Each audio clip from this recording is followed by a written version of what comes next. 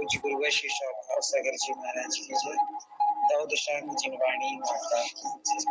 सभी को जय जिनेन्द्र। चलिएगा, अपना चल रहा है 24 ठाणा, और 24 ठाणा इसमें 24 ठाणा मतलब स्थान, 24 स्थानों का वर्णन किया जाता है या किया गया है, उसको पहले 24 ठाणा। और इसके बारे में वीडियो भी डली है, शायद 2 वीडियो डाली गई है, वो आप लोग देख लेना, जिसमें वेद प्रभेदों के बारे में बताया गया है। तो 24 स्थान का वर्णन हम लोग यहाँ पर समझेंगे।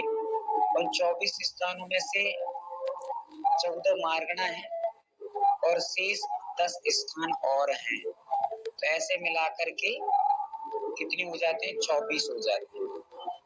ऊपर वाली जो गति, इंद्रिय, काय, योग, वेद आदि 14 स्थान आएंगे, वे मार्गणा कहलाते हैं। क्या कहलाते हैं? मार्गणा। अब आप ये क्वेश्चन कर सकते हैं कि मार्गणा किसे कहते हैं। सभी लोग विशेष रूप से फोकस करेंगे, मार्गणा किसे कहते हैं। तो आप यदि पेन कॉपी लिख के बैठे हैं तो इसको लिख भी सकते हैं, और लिखने से पहले समझ सकते हैं। समझ लेंगे तो आपको लिखने में कोई दिक्कत नहीं रहेगी, और यदि लिखेंगे तो कल हो सकता है कि परिभाषा थोड़ी चेंज हो जाए, तो आप कहें कि आपने तो ऐसा लिखाया था। तो आप समझ लेंगे ना, तो परिभाषा का अर्थ एक ही निकलेगा, भले ही शब्द थोड़े से चयन हो सकते हैं अलग अलग। तो समझ लीजिए, जिसमें या जिसके द्वारा जीवों की खोज की जाती है। क्या कहा? जिसमें या जिसके द्वारा जीवों की खोज की जाती है, उसे मार्गणा कहते हैं। फिर से बोल रहा हूँ एक बार, आप लिखना चाहें तो लिख सकते हैं। जिसमें या जिसके द्वारा जीवों की खोज की जाती है, उसे मार्गणा कहते हैं। और मार्गणा 24 होती है, 14 होती है।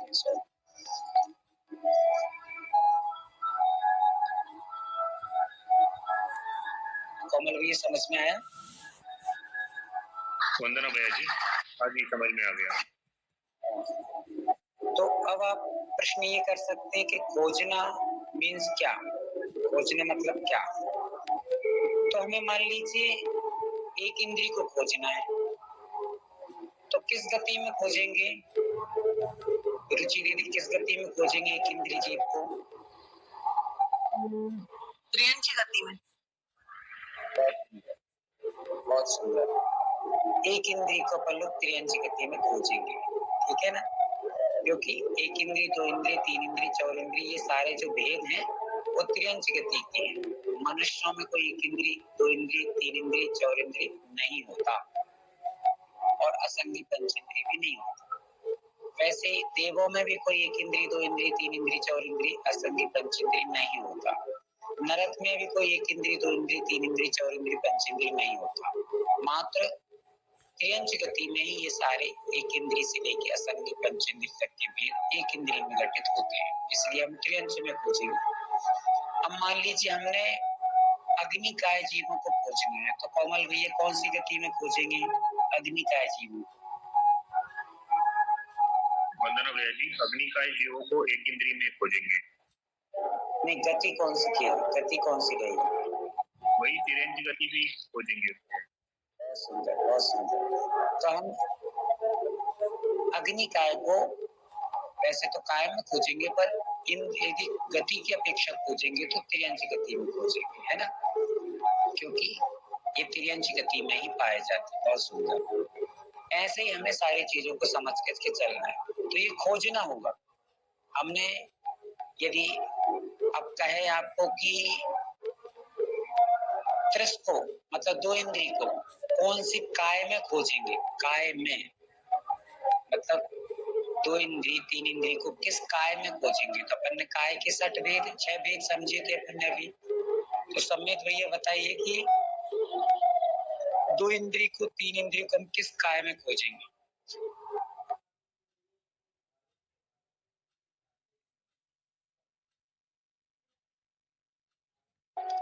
सम्मित भैया नहीं है शायद, अच्छा कोई दिक्कत नहीं। अच्छा है तो सम्मित भैया आपको आवाज आ रही है?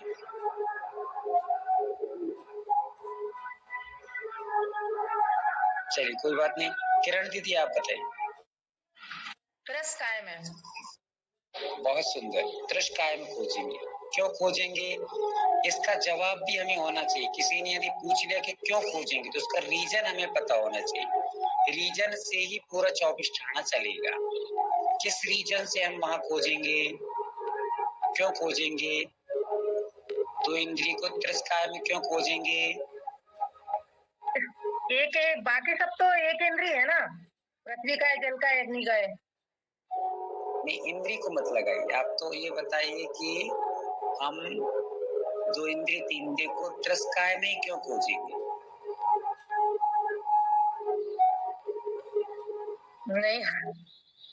नहीं आ रहा, कोई दिक्कत नहीं। चलिए कोई दिक्कत नहीं। धनश्री दीदी बताइए। वंदना भैया जी, क्योंकि त्रस काय में एक इंद्रिय से पंचेंद्रिय तक सभी जीव आएंगे। त्रस काय में फिर से बोलिए, आप क्या बोलिए। त्रस काय में एक इंद्रिय से लेकर पंचेंद्रिय तक सभी जीव आएंगे, सभी काय के जीव आएंगे। नहीं, थोड़ा सा चुप रही हैं आप, थोड़ा सा और आप थोड़ा सा विचार कर लीजिए। थोड़ी सी फिसल रही है, थोड़ी सी बस। लगाइए थोड़ा दिमाग। एक बात रखिए कि क्या है कि कितने वेद हैं, पृथ्वी का है, जल का है, अग्नि का है, वायु का है, वनस्पति का है, तो ये सब त्रश कहलाते हैं क्या। नहीं, वो स्थावर जीव कहेंगे। हाँ, अब क्या है, ये सब स्थावर हैं और एक इंद्रिय है। हम हाँ, दो इंद्रिय तीन इंद्रिय को इसमें थोड़ी खोजेंगे। हम किसमें खोजेंगे, दो इंद्रिय तीन इंद्रियों को त्रस में। त्रस क्यों, में। क्योंकि भी स्थावर नहीं है, स्थावर नहीं है तो त्रस कहलाएंगे। एक इंद्रिय के जितने जीव थे, पृथ्वी का है, जल का है, अग्नि का है, वायु का है, वनस्पति का है, ये सब एक इंद्रिय है और स्थावर काय कहलाते हैं, है ना। पर त्रस काय कौन कहलाएगा, दो इंद्रिय से लेकर समस्त जीव त्रस में ही पाए जाएंगे। जब भी कभी आपसे कह दिया जाए कि चींटी कौन से काय जीव है, तो त्रस काय है। क्यों है, क्योंकि तीन इंद्रिय जीव त्रस में ही आते हैं। मात्र 5 स्थावर एक इंद्रिय होने से स्थावर काय कहलाएंगे, वहां के सब त्रस काय कहलाएंगे। दो इंद्रिय से ऊपर वाले सब, दो इंद्रिय तीन इंद्रिय चार इंद्रिय, तो दो इंद्रिय आदि की जीवों को हम किस काय में खोजेंगे, तो त्रस काय में खोजेंगे। अब यदि डॉली दीदी आपसे पूछ लिया जाए कि नारकियों को हम किस काय में खोजेंगे, तो क्या बोलोगे आप। त्रस काय में। त्रस काय में।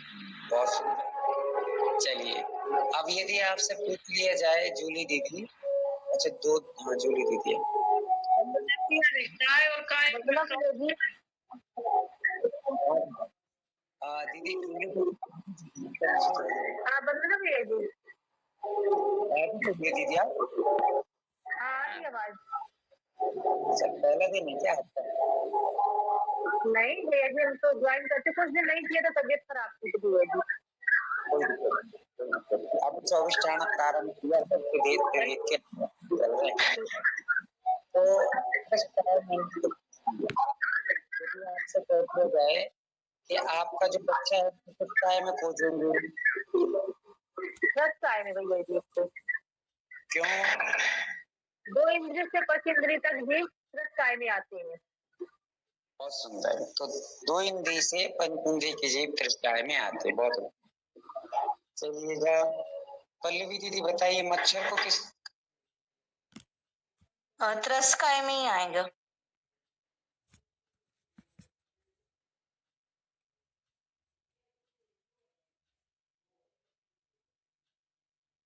आप, हाँ बहुत सुंदर। तो ऐसे करके सारी चीजों को अपन लोग को इसमें खोजा जाएगा, इसीलिए इसको मार्गणा कहते हैं कि कौन सा जीव कहाँ पाया जाएगा, किस गति में पाया जाएगा, किस योग में पाया जाएगा, आदि आदि को खोजेंगे। अब चलते हैं अपन लोग आगे थोड़ा सा। तो हमारा गति का हो गया था, गति 4 होती हैं, फिर इंद्री का हो गया था, उसके गुण स्थान को भी हो गया था। वंदना भैया जी, जा पूछ रहे हैं काय और कायक में क्या अंतर है। हाँ, काय और कायक में अंतर बहुत है। काय मतलब शरीर होता है और कायक यानी जीव होता है। अच्छा ठीक है जी। जी। जो काय है मात्र शरीर, पौद्गलिक जो शरीर है उसको हम काय कहते हैं। और उसके क्या थे ऐसे मतलब, तो इसमें पृथ्वी का हाँ, पृथ्वी कायक, उसको हालांकि कायक बोलना चाहिए, पर यहाँ पर अभी अपन समझ रहे हैं तो काय को अभी ज्यादा विस्तार में मत जाइए, वो अपन अगला विषय है, आगे का विषय। अभी तो इतना समझ के चलिए। चलिए तो हम आते हैं योग में। योग अपन कल समझ रहे थे, मन योग, वचन योग, काय योग, ये 3 योग के भेद है। मन योग के 4 भेद ये हम लोगों ने अच्छे से समझ लिया है। सत्य मन योग, अशक्त मन योग, उग्र मन योग, अनुभव मन योग। फिर हमने 4 वचन को भी समझा, सत्य वचन योग, अशक्त वचन योग, उभय वचन योग और अनुभव वचन। काय को हमने समझा था 7 प्रकार के काय होते हैं। कौन कौन से होते हैं तो वो आप लोग नोट जिन्होंने कर लिए बहुत अच्छी बात है, नहीं किया तो नाम दोहरा दे रहा हूँ।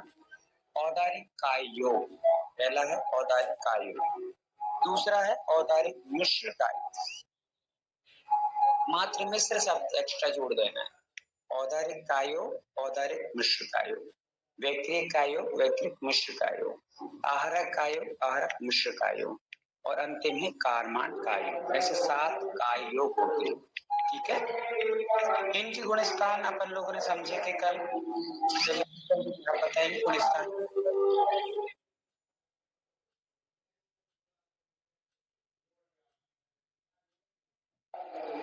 आवाज आ रही शीतल दीदी आपको?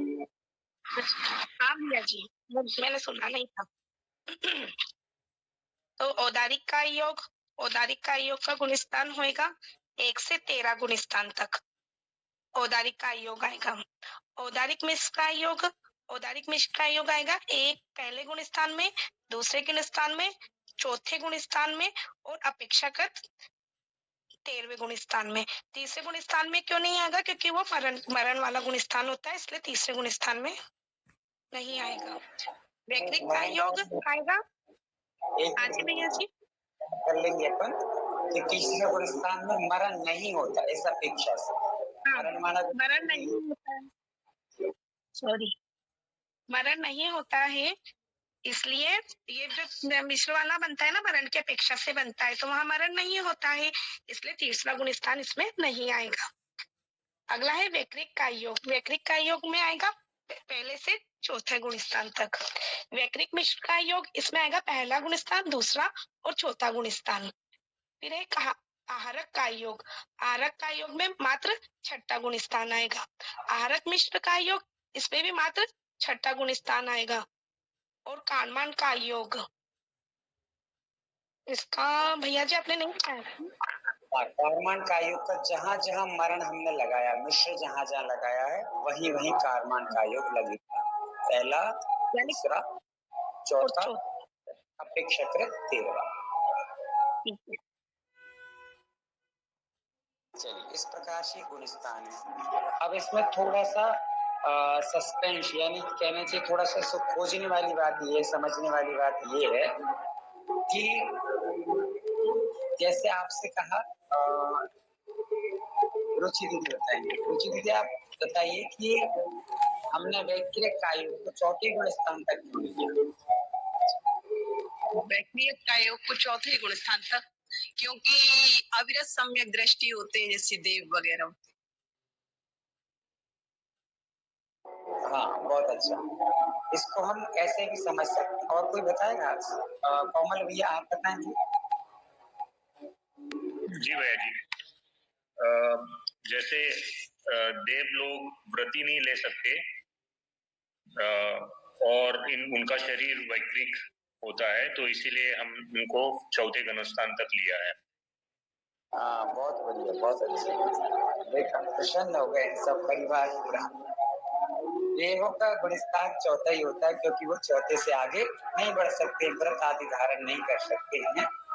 और इसी को दीदी ने भी बताया अच्छे से, बहुत अच्छा, बहुत अच्छे तरीके से आप लोगों ने बताया कि आगे बढ़ ही नहीं सकते हैं, चौथे तक ही रहेंगे। वैक्रिक शरीर में इतना पावर नहीं है तो संयम धारण करके 5वें 6वें आदि स्थान तक जा सकते। इसलिए वो चौथे तक ही उसका एंड हो जाता है।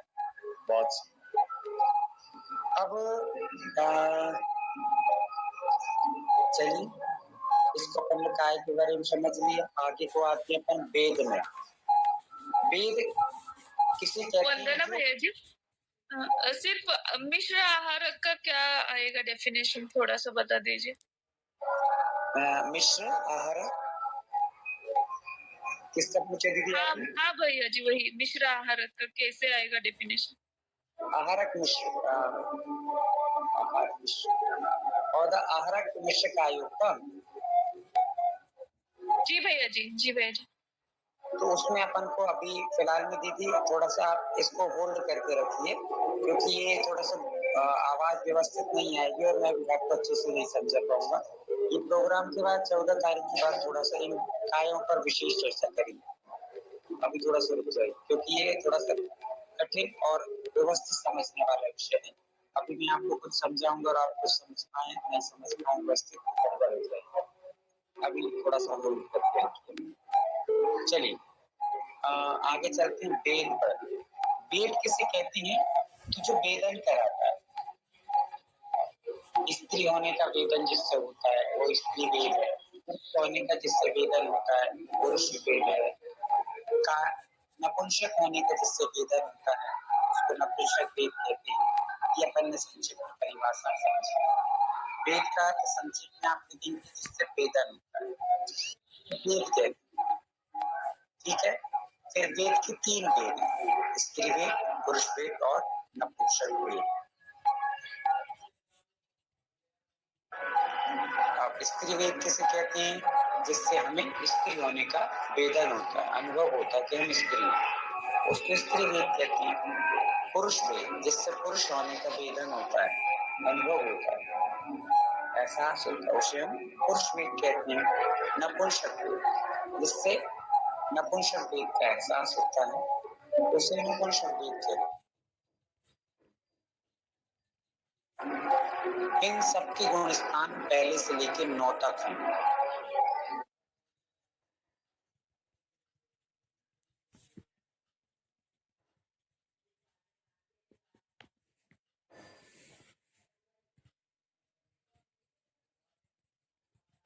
हो गया?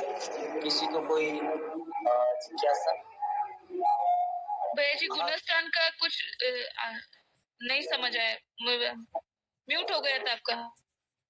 अच्छा, गुणस्थान का दीदी 1 से 9 तक म्यूट में इसलिए कर रहा हूँ ताकि आपको आवाज ज्यादा आए। भैया जी तीनों वेदों का 1 से 9 तक गुणस्थान होते हैं। क्या बोले दीदी आप?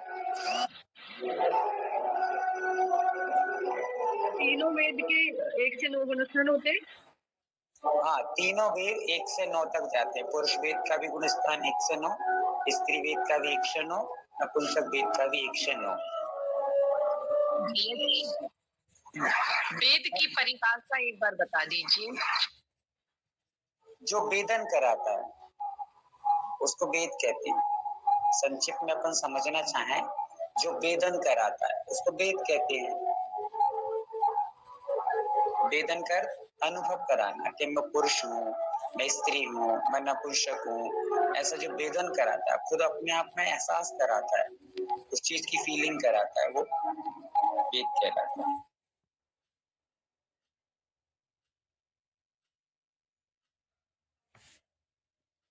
चलिए अब आते हैं अपन लोग, अगला वेद है हमारा कषाय।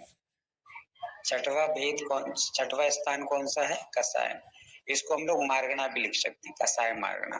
पहले हमने अभी 14 मार्गनाओं के बारे में अपन लोग यहाँ पे समझ रहे हैं, तो ना भी लिखो तो भी चलेगा, आप टेंशन में नहीं जाना।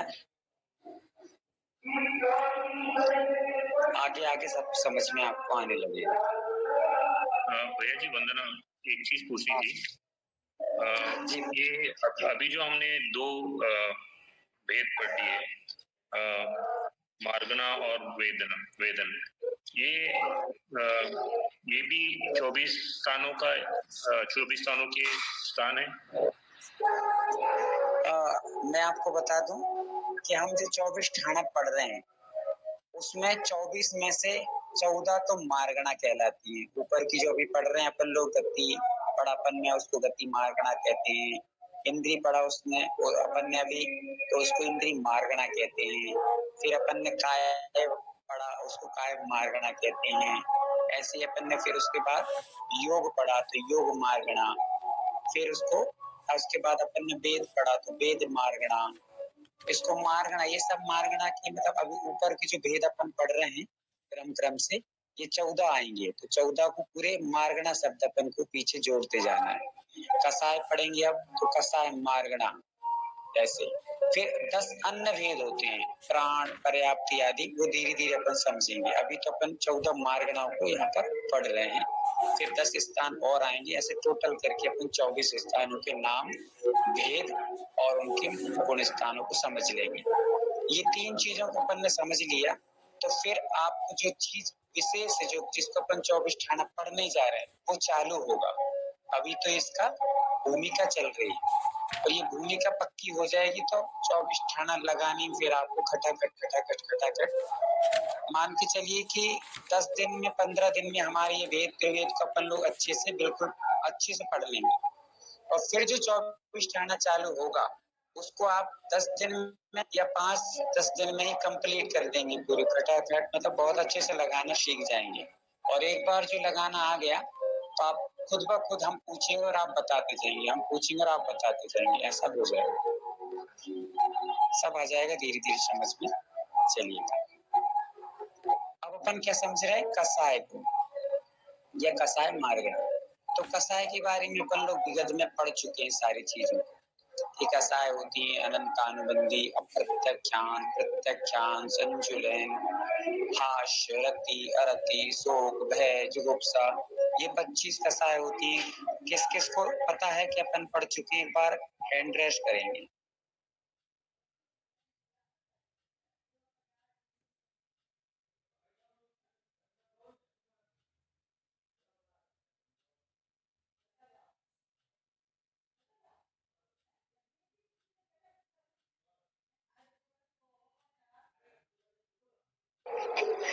बस सुरभि दीदी को पता नहीं कि अपन पढ़ चुके हैं कि नहीं पढ़ चुके हैं।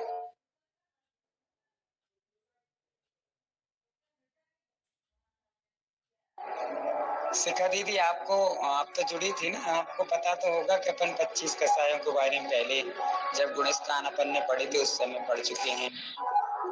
शायद कुछ लोग हैं जिनको पता नहीं है, उनके हिसाब से हम लोग यहाँ पर पुनः एक बार कसायों को समझ लेते हैं और फिर उसके बाद आगे बढ़ेंगे। चलिए इसको समझेंगे। तो पहली कसाय है अनंतानुबंधी।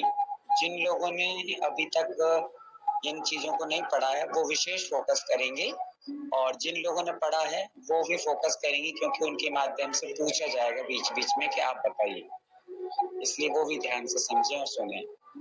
पहली है अनंतानुबंधी, और अनंतानुबंधी के 4 भेद हो जाते हैं, क्रोध, मान, माया, लोभ। फिर दूसरी कसाय है अप्रत्यक्षान, उसके 4 भेद हो जाते हैं, क्रोध, मान, माया, लोभ। तीसरी कसाय है प्रत्यक्षान, उसके 4 भेद हो जाती है, क्रोध, मान, माया, लोभ।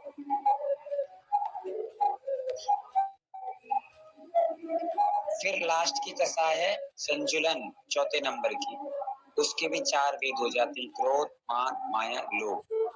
ऐसे करके हम लोग यदि चारों कसायों के भेदों को टोटल करते हैं तो अनंतानुबंधी की 4 प्लस अप्रत्यक्षान की 4 प्लस प्रत्यक्षान की 4 प्लस संजुलन की 4, टोटल 16 कसाय हो जाती है।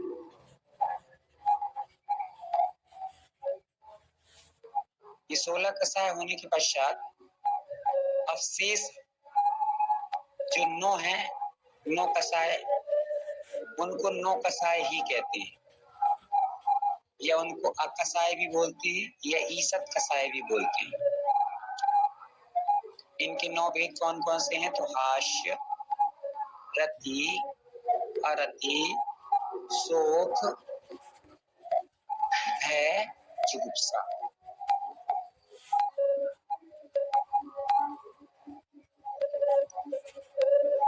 प्रेरणा दीदी, बहुत दिनों के बाद आपका आगमन हुआ, क्या बात है?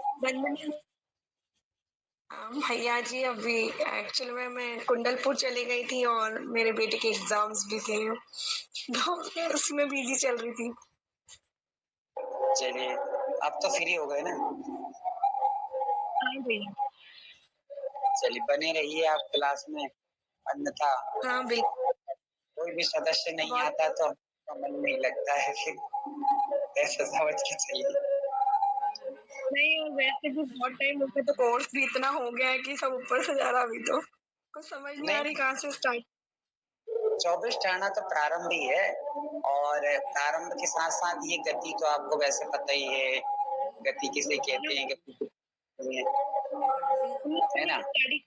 पर अभी सब कुछ आज नए से स्टार्ट हो रहा, तो ऐसा लग रहा क्या पढ़ रही हूँ, समझ नहीं आ रहा कुछ भी। कोई दिक्कत नहीं, वो तो थोड़ा सा फिर से गाड़ी रिवर्स आएगी, व्यवस्थित हो जाएगी, कोई दिक्कत नहीं, 2 दिन में समझ आएंगे। चलिए, हाँ, तो कसाय के बारे में आपको आ गया समझ में? रुचि दीदी, आपको आया?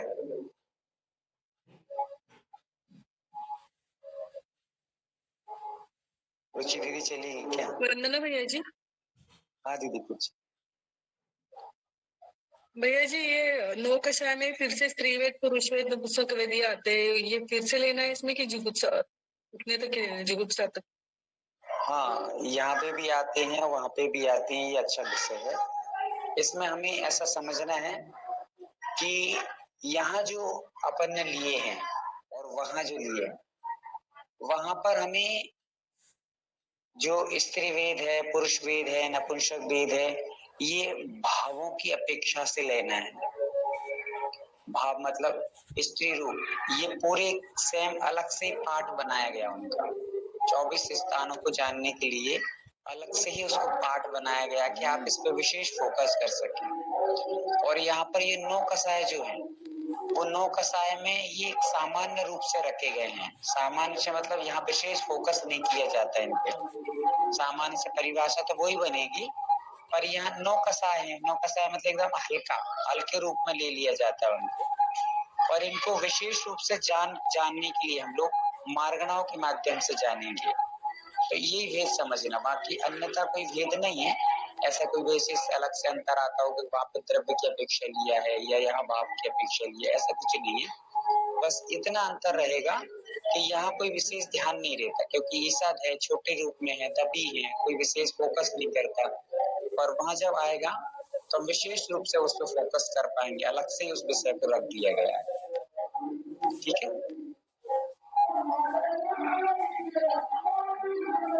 चलिए, तो हम समझ रहे थे कसायों के बारे में। अनंतानुबंधी, अप्रत्याख्यान, प्रत्याख्यान और संजुलन, ये कसाय 4 होती, मूल में कसाय 4 हैं। फिर इन्हीं के 4 भेद हो जाते हैं, क्रोध मान माया लोग, क्रोध मान माया लोग, क्रोध मान माया लोग, क्रोध मान माया लोग। तो ये 16 कसाय।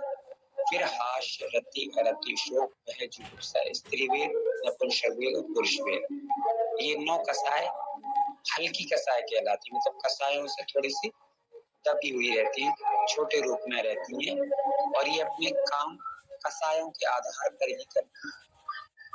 जैसे बच्चा होता है तो बच्चा अपने पिता के साथ रहे तो बच्चा भी शेर बन जाता है, और यदि अकेला रहेगा तो डरता रहता है खुद, और अपने पिता के साथ रहे तो अपने आप में पावरफुल रहता है। वैसे ही ये जो काम करेंगी 9 कसाय, वे अपने कसायों के साथ ही काम कर पाएंगे, अकेले में कोई काम इनका विशेष नहीं कर पाते। अब अनंतानुबंधी की संक्षिप्त में परिभाषा। अनंत अनुबंधी, जो अनंत का अनुबंध कराए, मतलब अनंत काल जो कर्म का बंध कराएगी, वो अनंत काल तक फल देने वाला, उसको अनंतानुबंधी कहते हैं। रुचि दीदी, आप सुन रहे हैं? जी भैया जी। हाँ, नोट भी कर रही हैं आप क्या? जी भैया जी। जी भैया नोट कर रहे हैं, चलिए। तो अनंतानुबंधी, जो अनंत काल का बंद कराए या जिसका अनंत काल तक फल मिलता है, उसको अनंतानुबंधी। फिर आया हमारा अप्रत्यक्षान। अप्रत्यक्षान किसे कहते हैं? अ और प्रत्याख्यान, दो चीजों को जोड़ करके अप्रत्यक्षान बना है। आ प्लस प्रत्याख्यान, ऐसा हम उसको भेद कर देंगे, तोड़ देंगे। तो आ का अर्थ नहीं और प्रत्याख्यान का अर्थ त्याग। अब इसकी परिभाषा यदि हम लिखेंगे तो इसकी परिभाषा बनती है कि जहां पर पापों का एक देश रूप में या पूर्ण रूप से त्याग नहीं किया जाता, उसे अप्रत्याख्यान कषाय कहते हैं। अथवा जिसके एक देश और पूर्ण रूप से पापों का त्याग नहीं कर सकता, उसको हम अप्रत्याख्यान कषाय कहते हैं।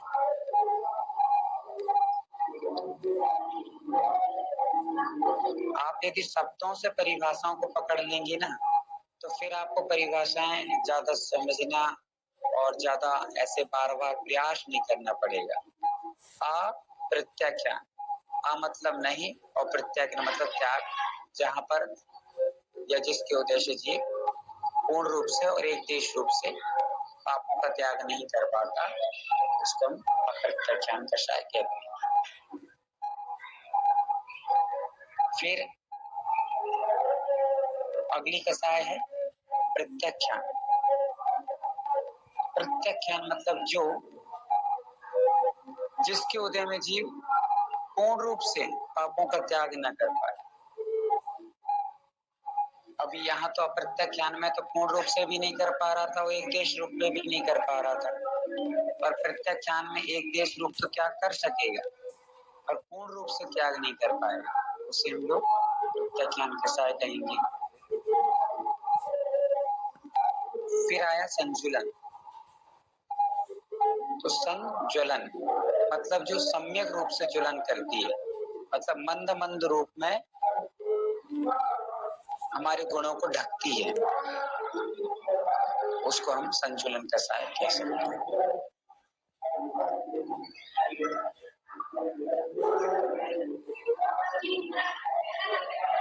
ऐसे ये चार कषाय के नाम हैं और कषायों की विशेष रूप से शायद वीडियो भी डली हुई है, जहाँ तक उसमें भी आप लोग ग्रुप में डाल देंगे तो जो लोग से जुड़े हैं नए लोग, वो देख करके एक बार उस चीज को समझ सकेंगे।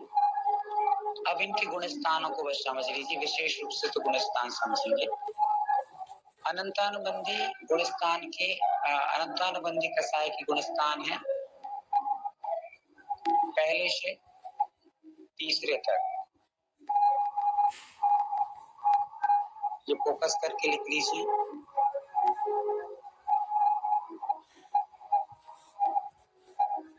अनंतानुबंधी का 1 से 3, अप्रत्याख्यान का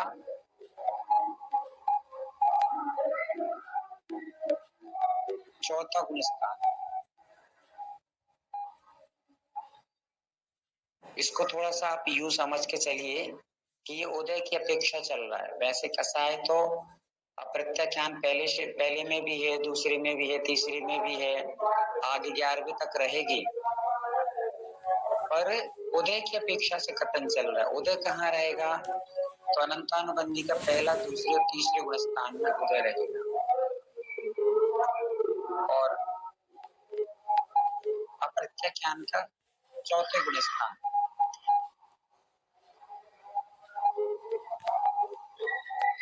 प्रत्याख्यान का 5वां गुण स्थान। ओनली 5वां, 1 से 5 नहीं लगाना, ओनली 5वां।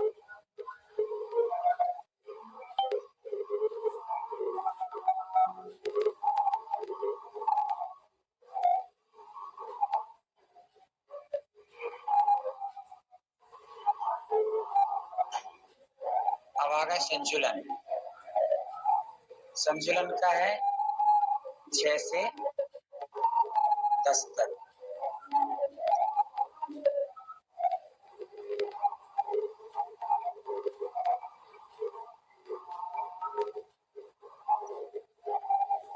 ठीक है। अब अब ये हमने लिख दिया उदय की अपेक्षा से।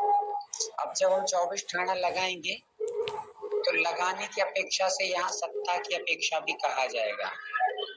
सत्ता मतलब हमारी आत्मा में कितने कसाएं विराजमान हैं। मान लीजिए कोई पहले गुण स्थान में है तो उसके पास सत्ता की अपेक्षा कितने कसाएं रहेंगी। वैसे 25 कसाएं हैं जीव के पास, तो पहले गुण स्थान में कितनी रहेंगी, तो पूरी 25 ही रहेंगी। क्यों रहेंगी? क्योंकि अनंतानुबंधी का उदय है और बाकी कसाएं सत्ता में बैठी हैं। कौन कौन सी? अप्रत्यख्यान, प्रत्यख्यान, संजुलन और हाश्रति, रतिशोक, जुगुप्सा, स्त्री, पुरुष, नपुंसक, ये सब पूरी कसाएं बैठी हुई। इस अपेक्षा से हम थोड़ा सा नीचे एक हेडिंग डालें, सत्ता की अपेक्षा कसायों की गुणस्थान।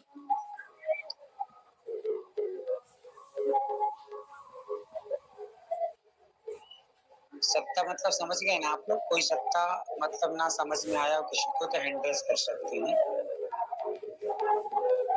हाँ कोमल भैया, सत्ता का नहीं आया समझ में ना? सत्ता मतलब आप ये मान के चलिए कि आपके पास कैश मनी कितनी है एंड हाथ में कितनी है आपके पास। तो मान लीजिए आपके पास 100, 200, 1000, लाख कोई भी हाथ में अभी तुरंत आप किसी को दे सकते। और जो बैंक में आपने स्टॉक करके रखी है, जमा करके रखी, तो वो भी आपकी मनी है, पर वो अभी हाथ में नहीं है, आपको उसको प्रोसेस करना पड़ेगा निकालने के लिए, है ना। पर अभी जो हैंड में आपके हाथ तुरंत आपके हैं पास में, उसको कोई प्रोसेस नहीं करना है, आप तुरंत निकाल के ये दे दिया। तो वैसे ही हमें ये समझना है कि अभी अपन ने उदय की अपेक्षा कसायों के लिखा। अनंतानुबंधी कहाँ रहती है, तो पहले, दूसरे, तीसरे में रहती है, उदय में रहती है। पर उसकी उदय तो चल रहा है, हाथ में है, ये तो चल ही रहा है, पर स्टॉक में अभी उसने आत्मा में और कौन कौन सी दबा के रखी है। तो दबावने में और शेष कसाएं जितनी बची हैं अनंतानुबंधी की अपेक्षा, वो शेष कसाएं उसकी आत्मा में भरी हुई हैं, अभी बैठी हुई है। आ गए समझ में? शेष जो कसाएं हैं 25 कसाएं में से, वे 25 कसाएं में से 4 तो उदय में चल रही हैं, पर बाकी 4 को छोड़कर 21 कसाएं उसकी सत्ता मतलब आत्मा में बैठी हैं, दबी हुई है, वो अभी उदय में नहीं आई। ठीक है, ऐसे समझ के चलिए। जैसे मान और एक उदाहरण समझ लीजिए कि आपके जैसे 2-3 बच्चे हैं, तो एक बच्चा अभी जाग रहा है, वो जाग रहा है तो वो उद्यम कर रहा है, बाकी सब सोए हैं अभी। तो जो जागा है उसको कहेंगे कि ये बच्चा उद्यम कर रहा है, बाकी तो बच्चे अभी उद्यम नहीं कर रहे हैं, बाकी तो सोए हैं। वैसे ही अभी अनंतानुबंधी पहले, दूसरे, तीसरे में वही उदय में आई, वो उद्यम मचाएगी, मतलब वही अपना कार्य करेगी। बाकी सब अभी सोए हैं, दबे हुए हैं, अभी उनकी काम नहीं है उनका पहले, दूसरे, तीसरे, है ना। समझ गए? पहले, दूसरे, तीसरे में कौन काम करेगा? अनंतानुबंधी। चौथे गुण स्थान में कौन काम करेगा? फिर अनंतानुबंधी नहीं करेगी, अप्रत्यख्यान कसाय काम करेगी। ठीक है। फिर यदि 5वें गुण स्थान में कोई आ गया तो कौन सा काम नहीं करे, कौन सी कसाय काम नहीं करेंगी और कौन सी कसाय काम करेंगी? अनंतानुबंधी और अप्रत्यख्यान काम नहीं करेगी और प्रत्यख्यान काम करेगी। बहुत सुंदर। संजुलन भी काम नहीं करेगी, आश्रति या रतिशोक भी काम नहीं करेगी, मात्र कौन सी काम करेगी? तो प्रत्यख्यान कसाय काम करेगी। ऐसा हमें लगा करके समझ करके चलिए। ठीक है ना रानी दीदी, आप कुछ और बताना चाहेंगे?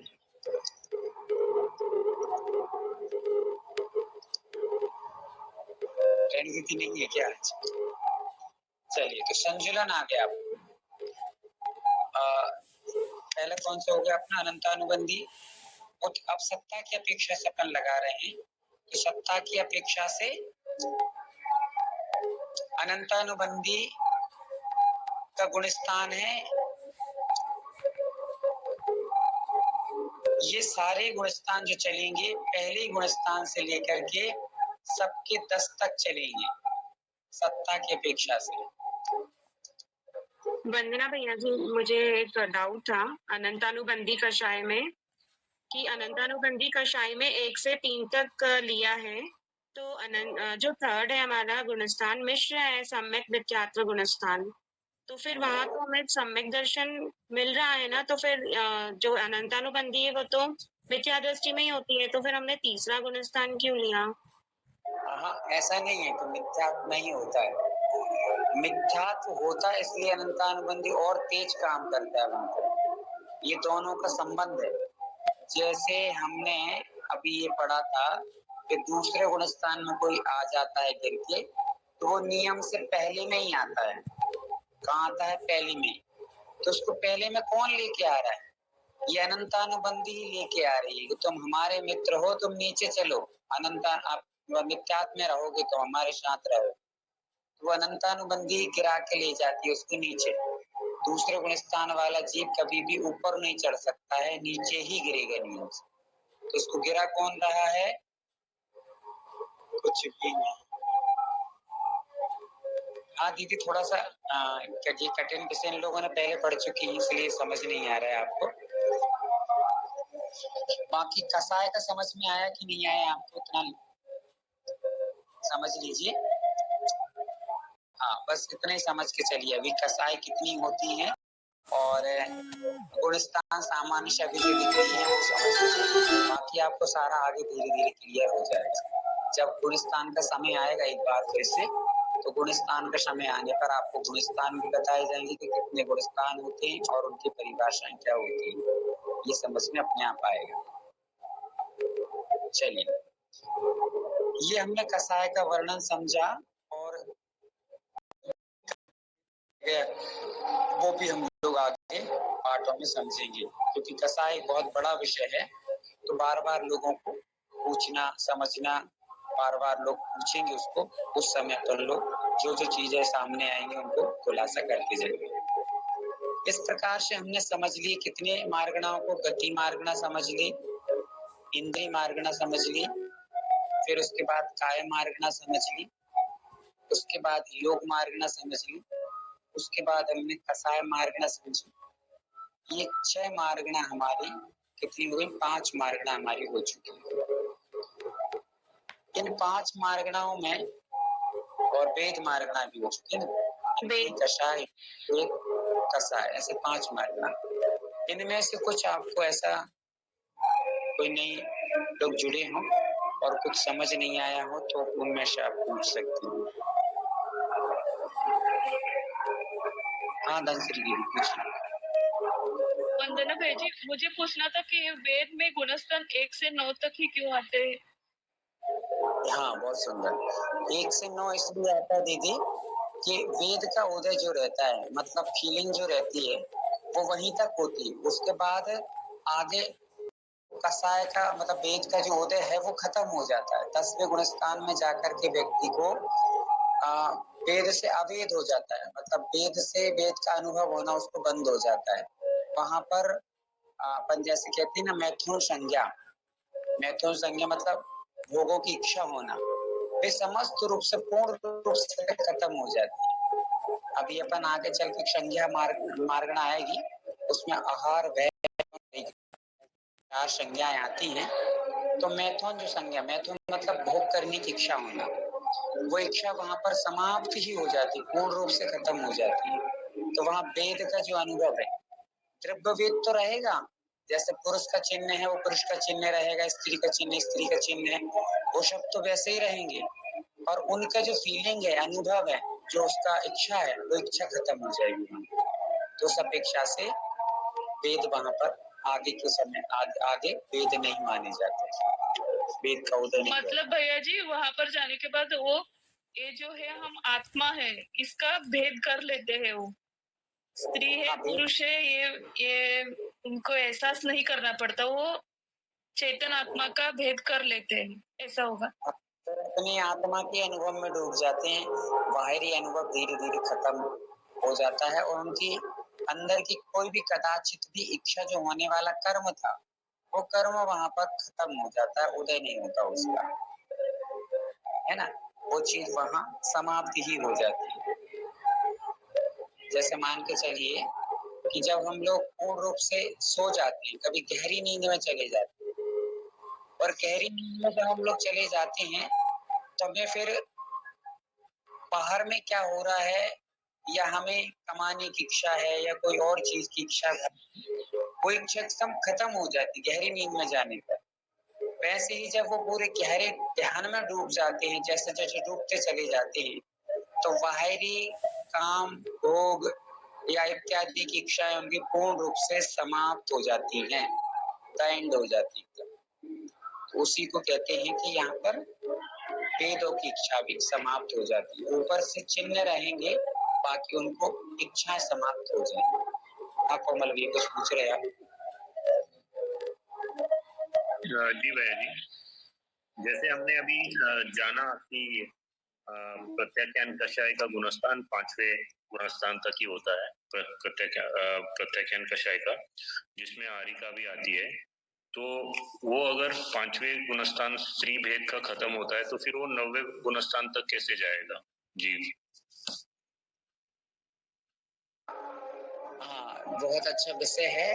अब देखिए, जैसे आप लोगों को ये अंदर से आने लगा ना, बहुत समझ में आने लगा, तभी तो आप लोग ये पूछ पा रहे हैं कि भाई आपने अभी कह दिया कि वेद कषाय 9 तक चलता है, और आपने कहा स्त्री का गुणस्थान तो 5 तक ही होता है, 5 से आगे जा नहीं सकती, क्योंकि वो दीक्षा नहीं लेती है, नग्न दिगंबर दीक्षा नहीं धारण कर पाती, तो वो 6वें 7वें 8वें 9वें गुणस्थान तक कैसे पहुंचेगी? तो यहाँ पर हमें यही समझना है, एक स्त्री वेद होता है, पुरुष वेद होता है, नपुंसक वेद होता है। ये ऊपर के जो चिन्ह हैं, ये द्रव्य लिंग या द्रव्य भेद कहलाते हैं। वेद वेद द्रव्य वेद, और अंदर से जो फीलिंग है वो भाव वेद कहलाता है। उस चीज की फीलिंग होना, स्त्रीपन की फीलिंग होना, पुरुषपन की फीलिंग होना, स्त्री को पुरुष के साथ रमण का जो भाव होता है वो स्त्री वेद है। पुरुष को स्त्री के साथ जो रमण करने का भाव होता है वो भाव वेद है अंदर से। वैसे ही स्त्री और पुरुष दोनों के साथ रमण करने का जो अंदर से इच्छा होती है वो नपुंसक वेद का प्रतीक है। समझ में आ रहा है? ये तीनों प्रतीक अलग अलग है।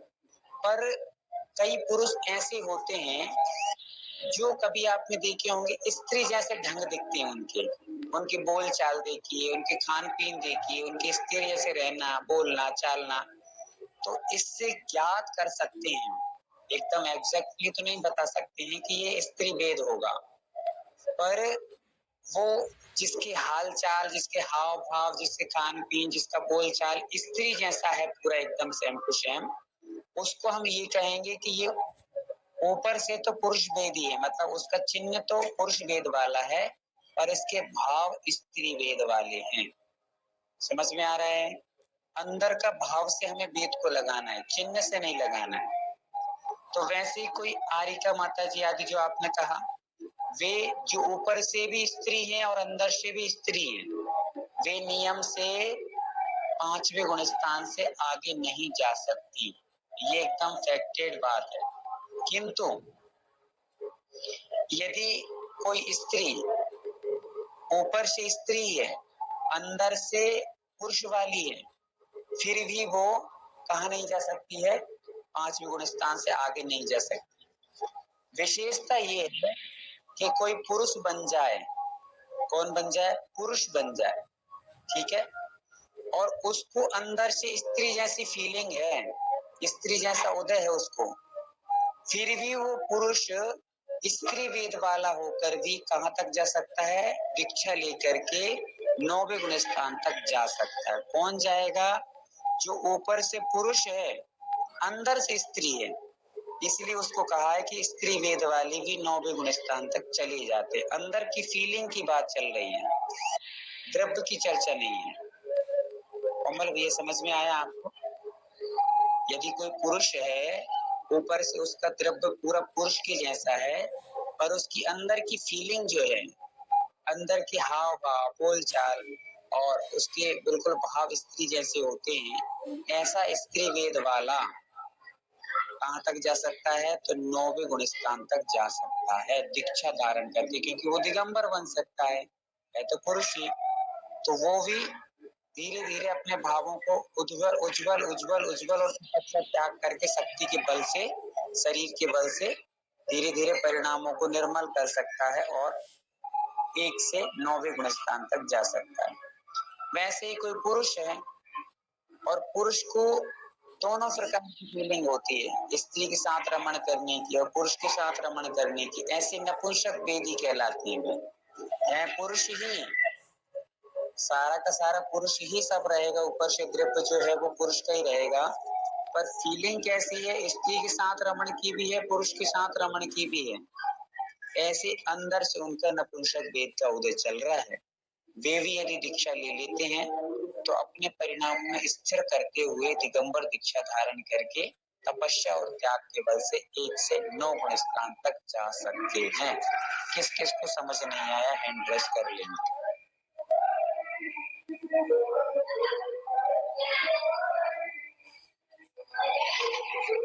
कोमल भैया आ गए आपको समझ में? जी भैया जी। और मात्र अकेली शीतल दीदी को नहीं आया और किसको नहीं आया?